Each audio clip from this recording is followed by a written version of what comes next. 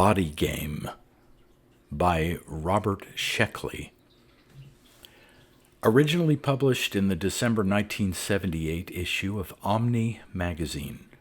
Republished in the German anthology Bestien für Norn in 1980, in the number 3 issue of the German magazine Heyne Science Fiction in 1982, and in a 1985 anthology called Science Fiction 4. In April 1980, it was included in the anthology edited by Ben Bova called The Best of OMNI Science Fiction. Read by Darrell T. Smith II for my channel, Quasar Spectra. Body Game.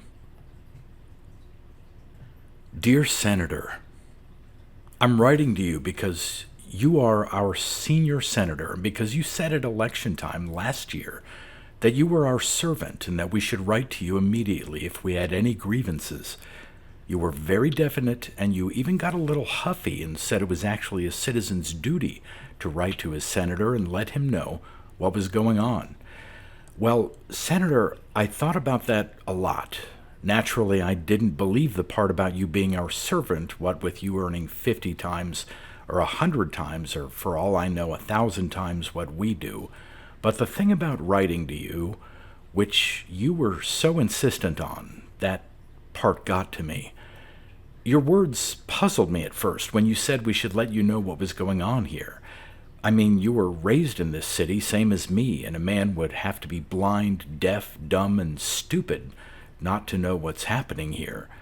But I decided that I was being unfair. You've got to spend a lot of your time in Washington, so maybe you're out of touch. Anyway, I'm taking you at your word and taking the liberty of writing to you. Specifically, I want to tell you about my grandfather's retread body because it's a specific grievance, something you ought to know about and maybe even do something about. At the time all this began, Grandfather was a healthy, sprightly 92-year-old with all his own teeth, still a full head of white hair, and not an ounce of spare meat on his bones. He'd always taken care of himself, hadn't even had to wear glasses until he was 80-something. The old boy had worked for 50 years until they retired him at age 65 with a pretty generous pension, considering that he had been a second-grade comptometer operator. With the pension and Social Security and what he'd saved, Grandfather was able to pull his own weight and not be a burden to the rest of us, which was lucky since we were barely afloat, monetarily speaking. The old boy just lay around the apartment for a while, sleeping late and watching television. He always made his own meals and he always washed up afterwards. Afternoons, he went down to the park and sat with some other old-timers, then home to bed. He was very good with our kids. On Sundays, he'd take them to Sheepshead Bay, and they'd walk along the shore and look for nose cones. He went fishing, too, just to pass the time, and once he caught a sand shark, though how it got close to shore through all the garbage and chemical junk is beyond me. We boiled it up for a couple of days and ate it, and it wasn't bad if you used enough ketchup. But the old guy was getting bored. He'd worked for 50 years, and he simply didn't know how to retire gracefully. He moped around for a while, then made up his mind and went out looking for a job. Well, of course, that was just plain silly, and we told him so. Men of 40 can't find anything these days, much less a man of 70, which was Grandfather's age at the time, but he went on trying. He'd wake up every morning and take his longevity serum prescribed by the Medicare people, wash and shave, and off he'd go. He didn't find a thing, of course, and finally he had to swallow his pride and rent a job as a garbage sorter's assistant. It didn't cost him much, which was lucky, because he didn't have much, but he could never get used to the idea of paying money every day in order to work when the government was willing to pay him to not work. It is a useful job, and I do it damned well, he used to tell us. Why in God's name must I pay in order to work a useful job I do well? As if that had anything to do with it.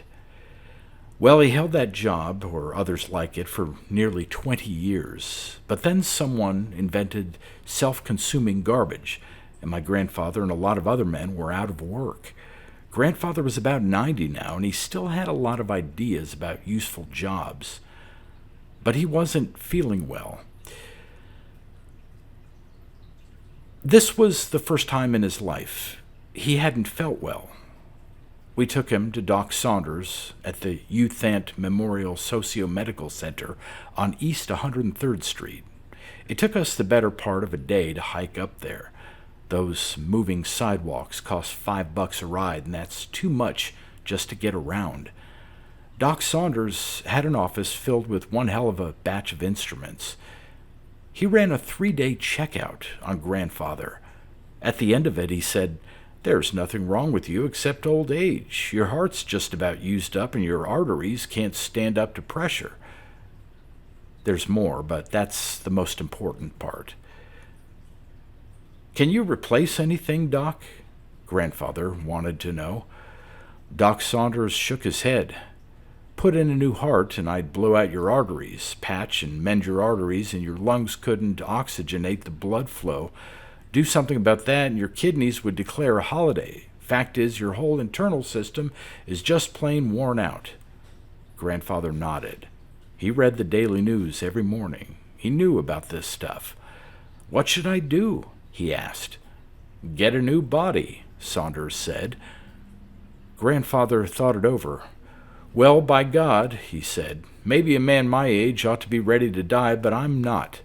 Still too many things to look at, you know what I mean? Sure, I'm ready to put on a new body, but the money—" "That's the problem," Saunders said. "Medicare doesn't handle corpus replacement, you know." "I know," Grandfather said sadly. "Could you meet the price?" "Don't see how," Grandfather said. For the next couple of days, Grandfather sat on the curb near our apartment and thought it wasn't too nice for him there. The kids would come by after school and shout at him. "Die, old man, why don't you die? Selfish old bastard using up air and food and water. Lousy old pervert. Why can't you die decent like old men are supposed to do? Die, die, greedy son of a bitch, die." When I heard about that, I swore I was going out there with a stick and raise some welts, but Grandfather wouldn't allow it. "They're just repeating what their parents say," he told me. "There's no harm in a child no more than in a parrot, and besides, they're right. Probably I should die." "Now don't start that," I said. "Die, die," Grandfather said. "Hell, I've been worthless for 30 years. And if I had an ounce of guts, I damned well would die, and good riddance to me." "That's crazy talk," I'd tell him. "What do you think that longevity stuff is for, if they meant for old men to die?" "Maybe they made a mistake," he'd say. "Like hell they did," I came back. "They taught me in school that people have been aiming for long life for hundreds and hundreds of years. You've heard of Dr. Faustus, haven't you? Famous Austrian doctor, wasn't he?" Grandfather asked. "German," I told him. "A friend of Freud and Einstein, and smarter than both of them. He put longevity on the map. You wouldn't argue with a brainy guy like that, would you?" Maybe I didn't have all my tacts straight, but I had to say something, and I didn't want the old man to die. I don't know why, because it didn't make any sense to have an old man in the house with things getting tougher every year. But I wanted him to live. He was never any trouble, and the kids liked him, and even May, my wife, said he was nice to talk to. Well, he didn't pay any attention to my Faustus talk, which I guess was about what it was worth. He sat with his chin on his fist and thought. He must have thought for 10 full minutes, and then he looked up and blinked like he was a little surprised that I was still there. "Sonny," he asked, "how old is Arthur Rockefeller?" 130 or so, I said. "He's in his third body. And how old is Eustace Morgan Hunt? Must be about the same age. And Blaise Eisenhower? Must be a good 175. He's gone through 4 bodies. And Morris Mellon? Around 210, 220. But what's that got to do with anything? He gave me a pitying look.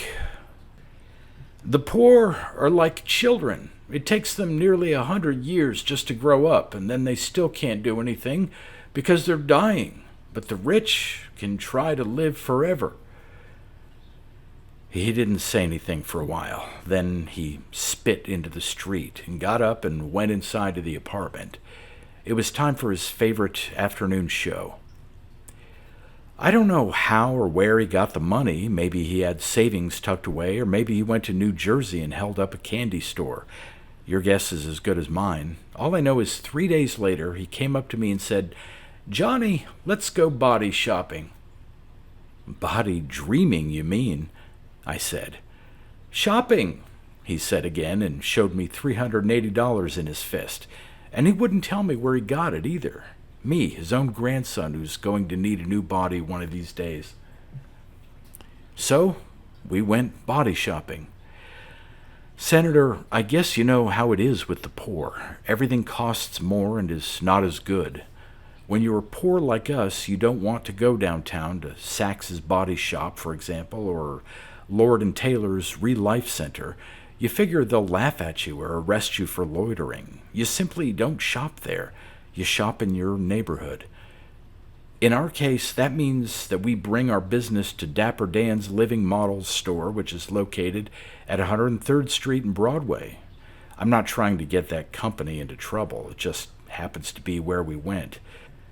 Maybe you've read what those places are like. Plenty of neon, 3 or 4 good-looking bodies in the window, junk inside. Always a couple of salesmen in sharp suits telling jokes on the video phone. These salesmen must sell to each other because I never see anyone else in there. We walked in and started looking over the goods. One of the salesmen came dritting over, nice and easy, smiling while he was still 50 feet away. "Looking for a nice body?" he asked. "No, just looking for a for bridge," I told him. He laughed. I was a very witty fellow. "Take your time," he said. "But if there is anything specific—" "How much is that one?" Grandfather asked. "I see you're a man of taste," the salesman said. "That is our Eton model, part of General Dynamics' new spring line. The Eton is 6 feet tall, 170 pounds, reflex rated AA. All its organs have received the Good Housekeeping seal of approval. General Clay Baxter occupies a modified Eton. Did you know that? The brain and nervous system are by Dynaco and have been rated a Best Buy by Consumer Queries Sculpture-Wise. This particular model came out very nicely. Notice the facial flesh tones and the crinkly laugh lines around the eyes. You don't always get that sort of detail." "Well, how much is it?" Grandfather asked. "I forgot to mention it comes with a 10-year guarantee on parts and labor backed by a Good Housekeeping seal of approval." "How much?" "Well, sir, this week we're having our annual clearance sale. Solely because of that, I can let you have this number for $18,900, 12% off list." Grandfather shook his head. "Do you actually expect to sell that thing up here?" "You'd be surprised," the salesman told him. "Sometimes a man hits it on the numbers or comes into an inheritance." "For 18 grand it'd pay me to die," my grandfather said. "You got anything cheaper?" The salesman had plenty of cheaper models. There was a Renault Beaufort Ombre for $10,000 and a Saucony GM Everyman for $6,500. There was a Union Carbide Chrysler Go-Man with plastic hair and glass eyes for $2,200 and a Texas Instrument Veracruzano with voice box, gyro center, or protein conversion unit for $1,695. Hell, I wasn't interested in a new synthetic anyhow, Grandfather said. You got a used body department? Yes, sir, we do. Then show me some good retreads.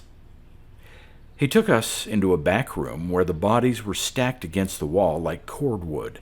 It was like one of those old-time Chamber of Horror things. I mean, honestly, you wouldn't have wore one of those bodies to a dogfight. There really ought to be a law against selling that sort of thing.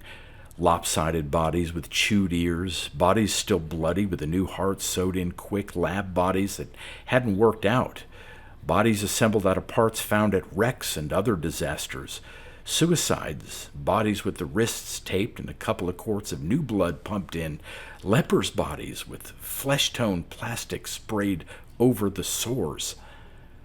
We hadn't been expecting the retreads to be pretty, but we hadn't expected anything like this either.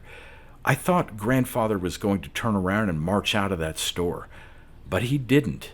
Shaking his head a little, he picked out a pretty good-looking synthetic with an extruded arm and a leg missing. God knows it was no beauty, but at least it didn't look as if it had just been pulled out of a train wreck. I might be interested in something like this, Grandfather said cautiously. You have a good eye for merchandise, the salesman told him.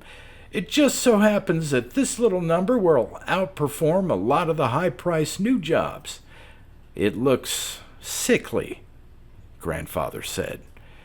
Not a chance. This is a prime corpus, my dear sir, and it comes complete with reconditioned heart extractor-type lungs, heavy-duty liver, and enriched glands. This model comes with 4 kidneys as standard equipment, a double-insulated stomach, and 200 feet of armor's finest intestine. What do you think of that, sir? Well, I don't know, Grandfather said.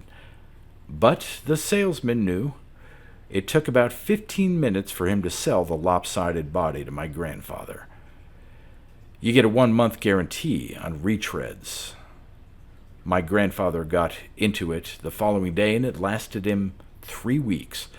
Then the heart began to race and flutter. 1 kidney shut down completely, and the other 3 only worked part-time. A lung patch blew out, the intestines started leaking, and the liver began to shrink. Grandfather is in bed now, and Doc Saunders says it is a day-to-day thing. The company won't make good on the body. They got some pretty nifty clauses in that contract of theirs, and our block legal advisor says we could fight it in the courts for 10 years and not be sure of the outcome. And in the meantime, Grandfather would be dead. So I'm writing to you first and primarily, Senator, to ask you to do something about this quick while there's still time. My grandfather says that all I'll get from you is a form letter, or maybe even a real letter from your secretary expressing regret at your inability to rectify this grievous wrong, and that you'll probably mention how you've introduced or sponsored a bill before Congress that'll do something about it, if it ever gets passed, and all that crap. So I and Grandfather expect he'll die because he hadn't the price of a decent body and nobody will do anything about it. That's business as usual, right? Isn't that what always happens to little people? But that brings me to the second reason I've written you. I've been talking it over with my buddies, Senator, and we all agree that my grandfather and all the rest of the poor have been conned long enough. This golden age is not so nice for people like us.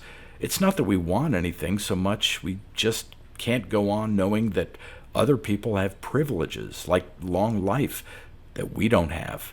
We figure that that stuff has gone on long enough. We've decided that if you and the other people in power don't do something about it, then we're going to. The time has come to take a stand. We're going to declare war.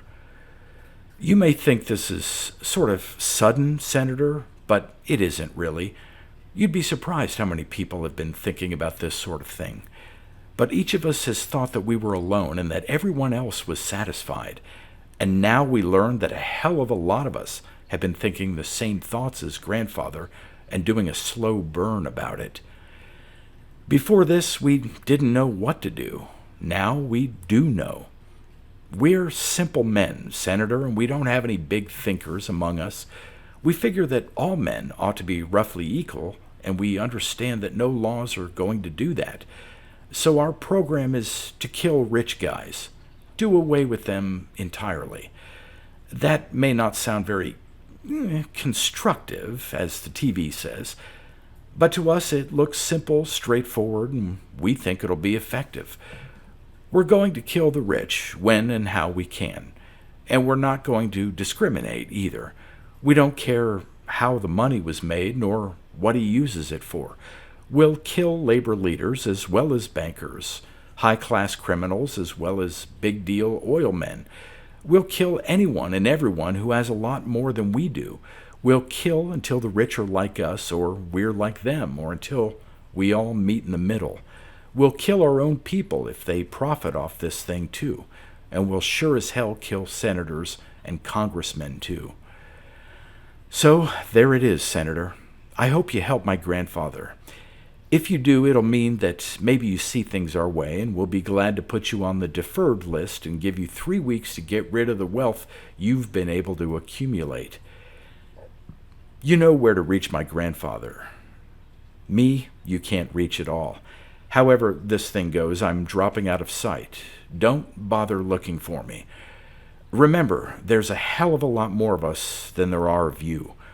We've never been able to bring this thing off before, my grandfather tells me. Never in the history of the world. But what the hell? There's got to be a first time for everything. Maybe we'll even make it this time. Pull down your golden age and build our own. I don't expect you'll see it our way. So here's looking at you, Senator. Right down the sights of a gun.